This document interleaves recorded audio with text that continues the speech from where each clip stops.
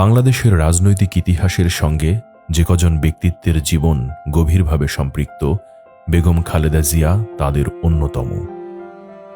একজন গৃহবধূ থেকে দেশের রাজনীতির কেন্দ্রবিন্দুতে উঠে আসা তার জীবন বাংলাদেশের রাজনৈতিক পরিবর্তন, গণতান্ত্রিক আন্দোলন এবং রাষ্ট্র পরিচালনার ইতিহাসের সঙ্গে ওতপ্রোতভাবে জড়িত।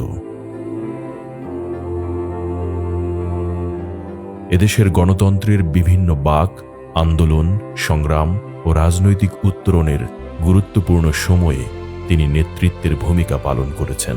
তার জীবন ও কর্ম তাই বাংলাদেশের রাষ্ট্র, সমাজ ও রাজনৈতিক বিবর্তনের সঙ্গে গভীরভাবে যুক্ত।